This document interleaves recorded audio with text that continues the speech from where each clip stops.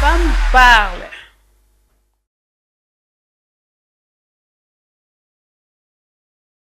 Donc, pour pouvoir savoir si la personne, soit l'homme, soit la femme, est dans la volonté de Dieu, on peut d'abord commencer par une révélation. Amen. Et vous savez qu'une révélation peut être faite dans le lieu de la prière, en lisant la parole, par la prophétie, par des visions, ainsi de suite.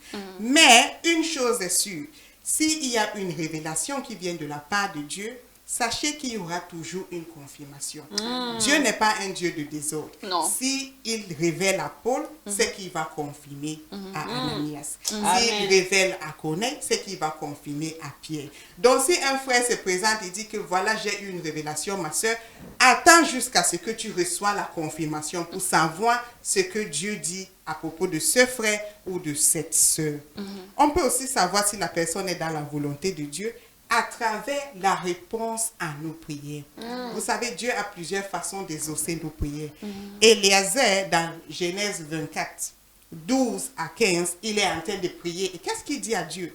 Père, laisse que la fille qui vienne et qui puisse donner de l'eau au chameau soit le choix de mon maître Isaac. Imaginez, les chameaux ne boivent pas petite l'eau. Ils boivent beaucoup de l'eau. Et voici quelqu'un qui s'est... Rebecca n'était pas la seule fille qui est venue. Mais c'était elle qui était dans la volonté de Dieu. C'est la raison pour laquelle la Bible dit en verset 15, Genèse 24, 15, avant que la prière soit terminée, Rebecca se présenta. Et c'est d'elle-même qui a osé de dire que je veux donner de l'eau aux animaux. Il y a aussi une question de la compatibilité. En parlant avec la personne, en échangeant avec la personne. Est-ce que c'est comme si c'est comme le juge et, comment dire, le condamné? Est-ce que tu te sens toujours coupable quand tu es avec la personne? Ou bien est-ce que tu apprends? Est-ce que tu vois que telle personne peut ajouter quelque chose dans ta vie? Parce qu'il y a des gens qui viennent pour ajouter ou pour diminuer des choses dans nos vies. Donc, est-ce qu'il y a cette compatibilité-là? Compatibilité n'est pas seulement sur le plan physique, même sur le plan intime. Est-ce que tu te vois capable de passer le reste de ta vie, parce que le mariage, c'est pas seulement 24 heures. Est-ce que tu te vois capable de passer le reste de ta vie en vieillant avec une telle personne?